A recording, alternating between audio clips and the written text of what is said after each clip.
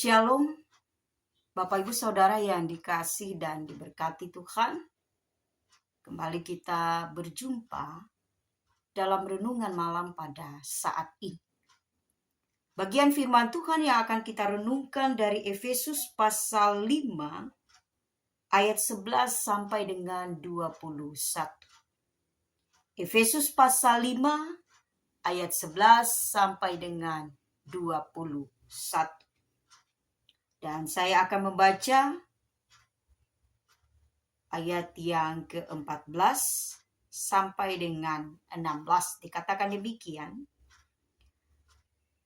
Itulah sebabnya dikatakan, bangunlah hai kamu yang tidur, dan bangkitlah dari antara orang mati, dan Kristus akan bercahaya atas kamu. Karena itu perhatikanlah dengan saksama bagaimana kamu hidup. Janganlah seperti orang bebal, tetapi seperti orang arif. Dan pergunakanlah waktu yang ada, karena hari-hari ini adalah jahat. Bapak Ibu Saudara yang dikasih dan diberkati Tuhan, dalam bagian ini Paulus menggunakan metafora gelap dan terang untuk menjelaskan tentang posisi jemaat di Efesus ketika sebelum mengenal Kristus dan ketika sesudah mengenal Kristus. Gelap adalah gambaran ketiadaan cahaya. Artinya hidup jemaat di Efesus masih dalam kuasa gelap yang penuh dengan ketidakpastian. Terang adalah gambaran di mana Yesus berkuasa dan memberi harapan keselamatan di tengah ketidakpastian. Paulus mengingatkan dalam bagian ini untuk senantiasa hidup di dalam terang Kristus. Nah, saudara-saudara yang dikasihi dan diberkati Tuhan, Paulus mau mengajarkan tidak hanya jemaat di Efesus, tetapi juga mengajarkan orang-orang percaya untuk menjauhi perbuatan kegelapan. Kita sebenarnya takut gelap, ya kan? Kalau sudah sore mau gelap, cepat-cepat lampu dinyalakan. Karena kita takut, kita tidak mau, kita khawatir. Nah, Paulus mengajarkan dalam bagian ini supaya orang-orang percaya itu menjauhi perbuatan kegelapan.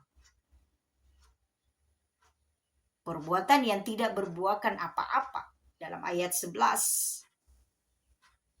Perbuatan yang tidak membawa sukacita.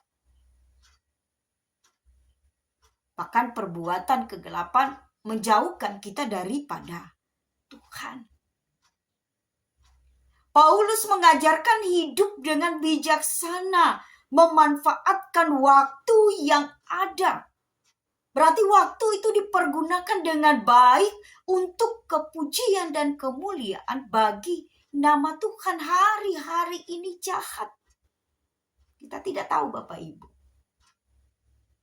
Sehingga Paulus menginginkan, Paulus mau orang percaya di Efesus dan juga kita untuk hidup dipenuhi kuasa Roh Kudus. Di mana di dalamnya ada sikap saling tunduk, saling menghormati di dalam Kristus. Kasih di antara suami istri, orang tua, anak-anak, keluarga, sanak saudara, menantu, mertua. Serta adanya kepemimpinan yang taat. Dan itu dicerminkan dalam hidup keluarga sebagai cerminan hubungan antara Kristus dan jemaat. Bukan hidup dalam penindasan, bukan. Bukan hidup saling meremehkan, bukan. Bukan hidup saling memfitnah, saling menjatuhkan, tidak. Itu adalah perbuatan gelap. Tetapi perbuatan terang adalah perbuatan yang berlandaskan kasih Kristus. Artinya, Paulus mau orang-orang percaya, orang-orang yang mengimani Kristus sebagai Tuhan dan Juru Selamat, hendaknya ia hidup di dalam gaya hidup terang Kristus itu sendiri. Bukan di dalam gaya hidup yang lama atau gaya hidup yang gelap. Sehingga dalam bagian perikop ini, itu hidup sebagai anak-anak terang. Berarti hidup dalam hikmat kebijaksanaan Tuhan. Menerapkan prinsip kasih. Menerapkan prinsip saling mengasihi, mengampuni. Menerapkan prinsip hidup hanya untuk Tuhan. Dan itu kita mulai dari mana? Kita mulai dari keluarga kita masing-masing. Saudara-saudara, kita pun merasakan atau hidup dalam terang Kristus juga bisa kita rasakan. Termasuk ketika kita mengambil sebuah keputusan penting di dalam hidup kita. Di mana dalam mengambil keputusan itu kita memerlukan pertimbangan. Salah satunya adalah pertimbangan apakah itu sesuai atau tidak dengan kehendak Tuhan. Nah, kita libatkan Kristus. Karena apa jadinya keputusan itu jika kita ambil tidak bersama dengan Kristus. Artinya hanya menggunakan pikiran, perasaan kita. Sedangkan dikatakan hari-hari ini jahat. Ada banyak hal. Ada banyak godaan yang tentu akan menghambat kita untuk hidup di dalam Kristus. Ada banyak hal menghambat kita untuk datang kepada Kristus. Jangankan untuk datang kepada Kristus, bergumul dengan Kristus. Untuk berdoa pun terkadang banyak tantangannya. Banyak bunyi-bunyian sana sini. Bahkan mungkin keduluan HP berbunyi. Ada yang menelpon WA. Akhirnya ketika kita mau berdoa untuk Tuhan. Bergumul bersama Tuhan. Itu terganggu. Nanti saja. Nah, saudara-saudara yang dikasihi dan diberkati Tuhan. Yang menjadikan kita hidup di dalam terang. Ketika kita memiliki hubungan yang erat dengan Tuhan. Artinya begitu pentingnya kita membangun suatu persekutuan dengan Tuhan. Mendekatkan diri kepada Tuhan.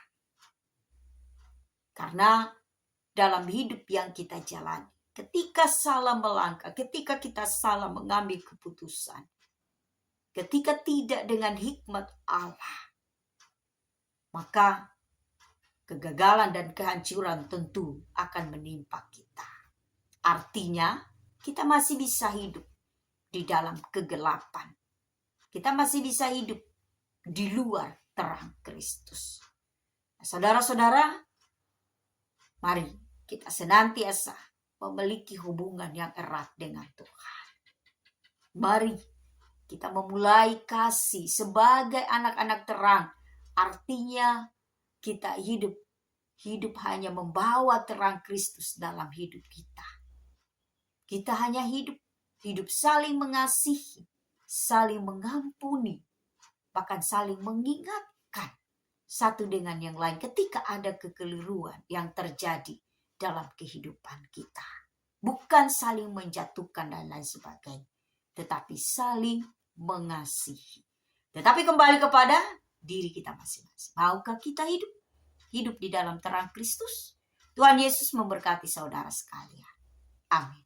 Mari kita berdoa. Terima kasih Bapa di surga. Firman-Mu yang menyapa kami pada saat ini. Firman-Mu mengingatkan kami ada dua pilihan di dalam hidup kami.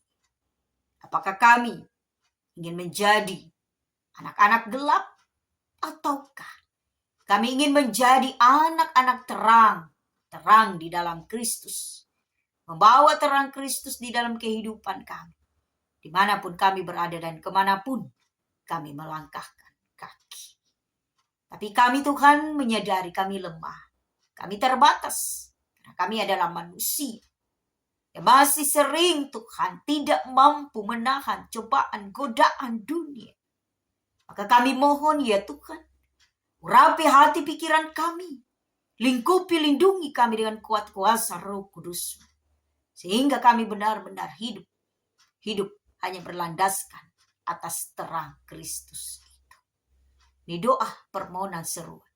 Kami tidak memerintah, tetapi kehendak Tuhanlah yang terjadi.